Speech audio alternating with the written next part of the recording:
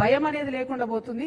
ప్రజల ఆరోగ్యంతో చెలగాటమాడుతున్నారు కాబట్టి ఈ బడ్జెట్ లో కూడా మరి మంచి ఆర్గానిక్ ఫార్మింగ్ కి సపోర్ట్ చేస్తామని ముందు చెప్పిర్రు, ఇప్పుడైతే చెప్పలేదు. అందుకని ఈ మధ్యలో ఈ విషయాన్ని కూడా నేను చెప్తా ఉన్నాను. ఇక దీంతో పాటు ఇంకొక విషయం కూడా చెప్పాలి. 1 కోటి మంది మహిళలను కోటీశ్వరులు చేస్తామని చెప్పి పదే పదే పదే పదే ముఖ్యమంత్రి గారు చెప్తా ఉంటారు. అయితే ఆ సెర్ప్ వ్యవస్థలో, ఆ సెల్ఫ్ హెల్ప్ గ్రూప్స్ లో స్త్రీనిధి అనేటటువంటి ఒక ఆర్గనైజేషన్ కూడా ఉంటుంది. ఆ స్త్రీనిధి సపరేట్ గా మహిళల కోసం కోఆపరేటివ్ ఏర్పాటు చేసి 2011లో ఏర్పాటు చేశారు. అయితే అప్పటి నుండి ఇప్పటి వరకు ఈ స్త్రీనిధిని ఒక దయ్యం పట్టుకొని వెంటబడతా ఉన్నది. దాదాపుగా 14 years నుంచి ఒకటే ఒక వ్యక్తి, ఆయన పేరేంటిదంటే జి విద్యాసాగర్ రెడ్డి. ఈయన యాక్చువల్గా స్టేట్ ప్రాజెక్ట్ డైరెక్టర్ సెర్ప్కి జాయిన్ అయ్యాడు. కానీ ఆయనే సెల్ఫ్ డిక్లేర్డ్ మేనేజింగ్ డైరెక్టర్ అయిపోతాడు. ఆయన మేనేజింగ్ డైరెక్టర్గా 14 ఏళ్ల నుంచి కొనసాగుతుంది. 58 సంవత్సరాలు పైబడినటువంటి వ్యక్తిని కొనసాగించరాదని ఆర్బీఐ చెప్పినప్పటికీ కూడా ఆయన అట్లనే కొనసాగుతాడు. ఆయన ఎవరేమన్నారు. ఎందుకంటే ఎర్రవల్లి దయాకర్ రావు గారు అప్పుడు గ్రామీణ శాఖ మంత్రిగా ఉన్నప్పుడు, రూరల్ డెవలప్మెంట్ మినిస్టర్ ఉన్నప్పుడు డైరెక్ట్ గా ఎర్రవల్లి గారి ట్రస్ట్ కి సిఎస్ఆర్ ఫండ్స్, ఈ స్త్రీనిధి నుంచే సిఎస్ఆర్ ఫండ్స్ ఆయన ట్రాన్స్ఫర్ చేసి అప్పుడు బీఆర్ఎస్ గవర్నమెంట్ లో మేనేజ్ చేసుకున్నాడు. ఇప్పుడు కాంగ్రెస్ గవర్నమెంట్ లో కూడా అదే కొనసాగుతున్నది.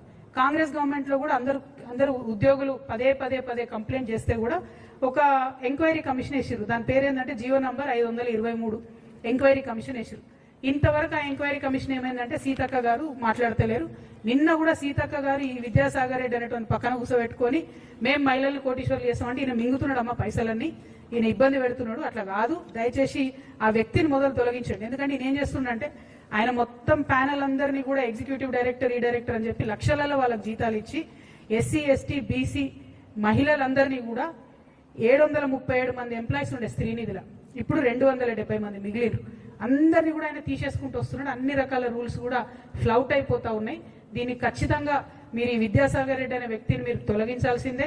ఆ స్త్రీనిధిలో జరుగుతున్నటువంటి అక్రమాలను ఖచ్చితంగా బయట పెట్టాల్సిందే. 523 జీవో ఎంక్వైరీ ఏమైందో కూడా సీతక్క గారు చెప్పాల్సిందే. మీరు చెప్పకపోతే మరి ఎర్రబల్లి గారికి ఎట్లయితే అండర్స్టాండింగ్ ఉండేనో మీకు కూడా ఉంటుందని అనుకోవాల్సి వస్తుంది. సీతక్క మంచిది, నాకు తెలిసి అట్లా చేయదు. కాబట్టి తొందరగా విద్యాసాగర్ రెడ్డిని తొలగిస్తారని చెప్పి నేను మనస్ఫూర్తిగా నమ్ముతా ఉన్నాను.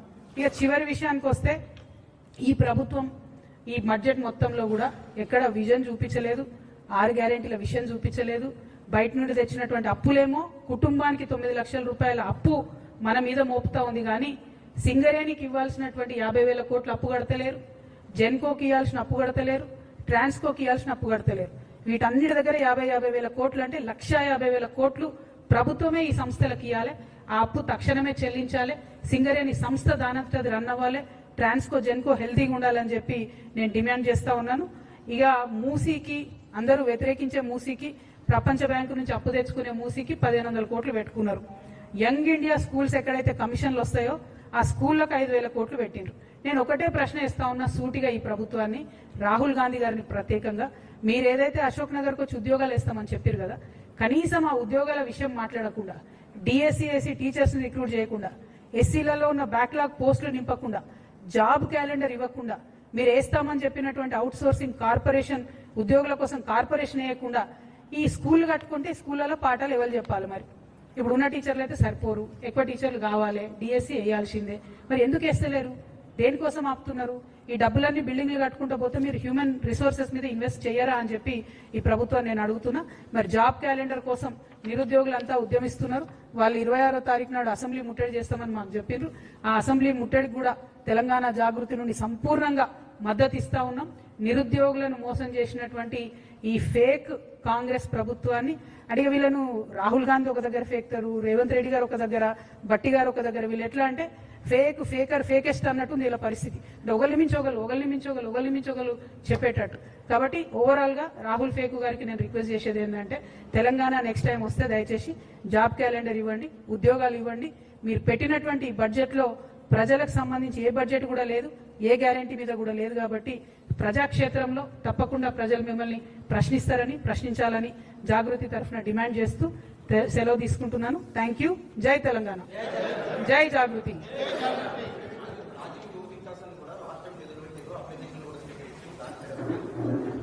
చెప్తున్నా కదా, అది కూడా సేమ్ థింగ్, ఓవరాల్ ఫేక్ అన్నట్టు. అందరికి ఇస్తాం, యూత్ అందరికీ మేము రాజీవ్ యువ వికాసంలో ఇస్తామని చెప్తే ఆడపిల్లలు మగపిల్లలు 16 లక్షల మంది అప్లై చేసుకున్నారు. కనీసం దాంట్లో సెలెక్షన్ క్రైటీరియా ఏందన్నా చెప్తలేరు. బ్యాంక్ లింకేజ్ తోని లోన్ ఇస్తారా చెప్తలేరు, డైరెక్ట్ ఇస్తారా చెప్తలేరు, గ్రాంట్ ఇస్తారా లోనా చెప్తలేరు, పర్సెంటేజ్ చెప్తలేరు, వడ్డీ లేని రుణం ఇస్తామని మొదలన్నారు. మరి రుణమా గ్రాంటా ఏది కూడా చెప్తలేరు. కంప్లీట్లీ ప్రకటన చేయడం మానేయడం.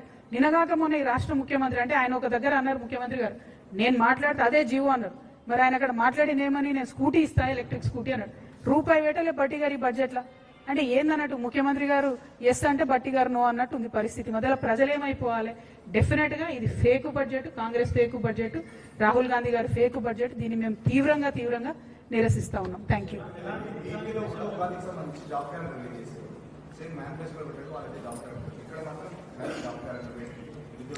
ఏపీలో కూడా కొంత నిరుత్సాహంగా ఉన్నారు ప్రజలు. ఎందుకంటే ఓన్లీ 10,000 జాబ్స్ వేసారు, జాబ్ క్యాలెండర్ పెట్టిరు కానీ ఓన్లీ 10,000 జాబ్సే వాళ్ళు డిక్లేర్ చేసిర్రు. ఇక్కడేమో సంవత్సరానికి 2 లక్షల జాబ్స్ అన్నారు. ఇంతవరకు నిన్న అసెంబ్లీలో ముఖ్యమంత్రి గారు చెప్పిన దాని ప్రకారమే 68,000 జాబ్స్ ఇచ్చినాం మేమన్నారు. అంటే వీళ్ళు కొత్తగా ఇచ్చింది 11,000 మంది. అంతకుముందున బీఆర్ఎస్ గవర్నమెంట్ ఇచ్చిన జాబ్స్కే వీళ్ళు పట్టాలు ఇచ్చిరు తప్పితే, కాపీలు ఇచ్చిరు తప్పితే వేరే స్పెషల్ జాబ్స్ వేయలేదు. సో అందుకే నేను ఇన్నిసార్లు ఫేక్ అనేది రాహుల్ గాంధీ గారిని. వారు రావాలి. నెక్స్ట్ టైం ఎప్పుడు రాష్ట్రంలోకి వచ్చినా కూడా ఖచ్చితంగా ప్రశ్నిస్తాం వారిని. థ్యాంక్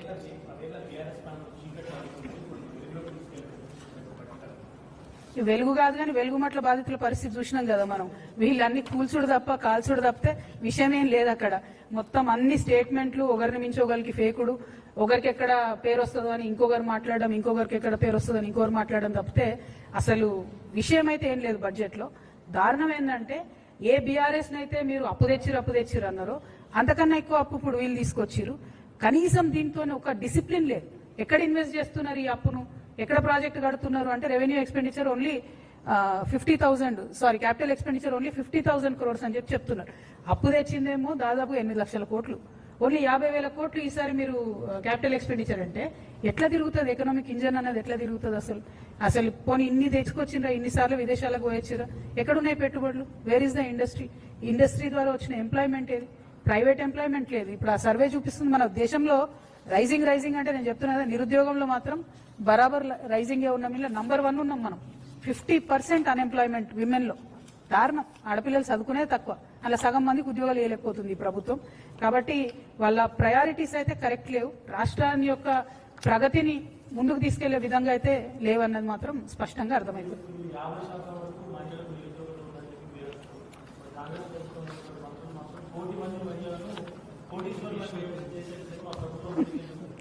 నేను చెప్పిన 1,00,00,000 మంది మహిళలను కోటీశ్వరులు చేసేదేమో కానీ ఆ విద్యాసాగర్ రెడ్డి అనేట ఆయన మొత్తం గొల్లగొడుతున్నాడు. అందులో ఉన్న పైసలు సెర్పులో కానీ స్త్రీ నిధిలో ఉన్నది కానీ ముందు అతన్ని తొలగించాలి, ఎంక్వైరీ చేయాలి. 1, 2 మహిళలకు ఏదైతే మీరు సెల్ఫ్ హెల్ప్ గ్రూప్స్ ద్వారా కూడా వడ్డీ లేని రుణాలు ఓన్లీ 5 lakhsకే ఇస్తున్నారు, వాళ్ళు ఎక్కువ ఇస్తలేరు.